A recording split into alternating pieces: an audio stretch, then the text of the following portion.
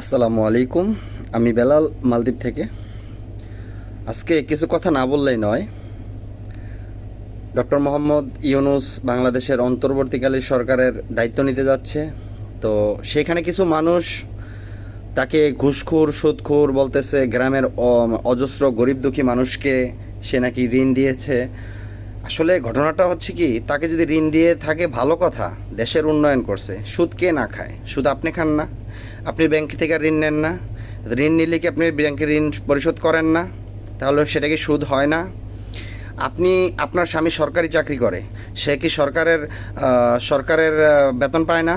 তাহলে সরকারের বেতন যদি সে পায়, সেটা কি সুদের টাকা সেখানে সংযুক্ত নাই? বাংলাদেশ নয়, পৃথিবীর যে কোনো জায়গায় যাবেন আপনি, সমস্ত জায়গায় এখন প্রতিটি সেক্টরে ঋণ নিতে গেলে, ঋণ দিতে গেলে সুদের আদান প্রদান হয়।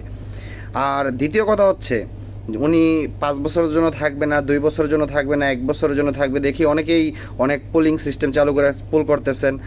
আসলে ভাই, এটা বন্ধ করেন। একজন শিক্ষিত মানুষ, মেধাবী মানুষ, যাকে সারা বিশ্বে চিনে, যাকে সারা বিশ্বে সম্মান করে, তাকে অন্তত আমরা একটু সময় দেই, সুযোগ দিই, দেখি আমাদের দেশের উন্নতি হয় কি না।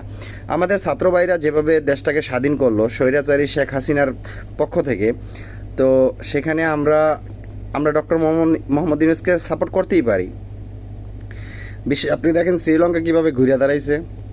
সো আমাদেরকে এভাবে ঘুরে দাঁড়াতে হবে। দেশে যেই নৈরাজ্যকতা এখন সৃষ্টি হয়েছে বর্তমানে, এগুলো বন্ধ করতে হবে।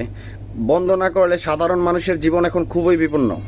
তো আপনারা সবাই দেশবাসী এগিয়ে আসুন, দেশের স্বার্থে, জনগণের স্বার্থে ডক্টর মোহাম্মদ ইউনূসের পাশে থেকে বাংলাদেশটাকে বাঁচান। অনুরোধ থাকবে আপনাদের কাছে, এই ভিডিওটা বেশি বেশি করে শেয়ার করে দিবেন।